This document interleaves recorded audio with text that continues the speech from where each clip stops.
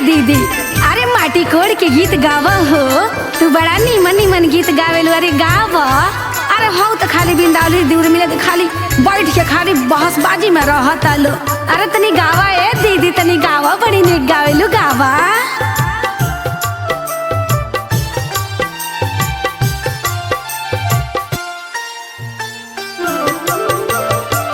कहवा के पियर माटी कहाँ के कुदार है, कहवा के पियर माटी कहाँ के कुदार है, कहवा के साथ सुहागिन माटी कोड़े जासु है, कहवा के साथ सुहागिन माटी कोड़े जासु है, कहवा के साथ सुहागिन। अरे और मिला दीदी, बिंदावली दीदी, अरे अब बोले चुप लो, बैठ बोलो का हो। अरे अब पूजवा अंगुरिया, अरे तहानियों के गावस तनी अनीता के साथ हवा, अरे गावसन।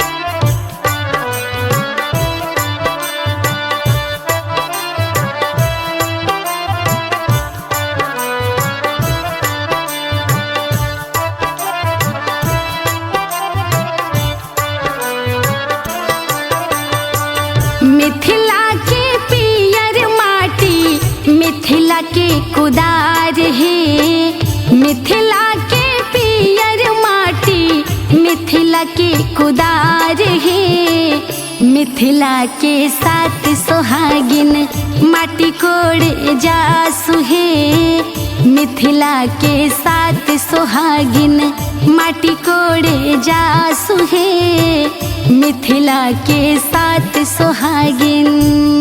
अरे सविता दीदी, अरे करिश्मा गुड़िया, अरे तहानियों के गाँव सर खाली सिंगारे में अझुराई रहत सर, अरे गाँव सरे, अरे आप पूजा भौजी, अरे परमजीत बा भौजी तो खाली चुपाई रहत, खाली घूहे तान के रहत, अरे तनी गावा हो भौजी।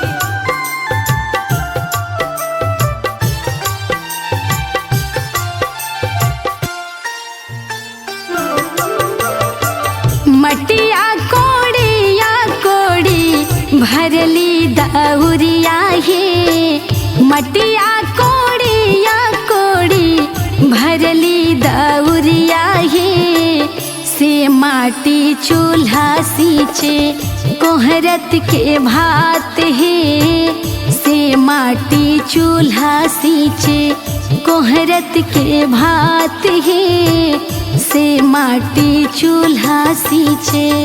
अरे का ये निकी, ये नीमा, अरे काहे तहन ओने बैठल बड़ लो, अरे आवा लो तनी गावा लो अनीता के साथ हवा, अकेले गावा तरे तनी गावा लो तहानियो लो, अरे गावा सरे गावा सा।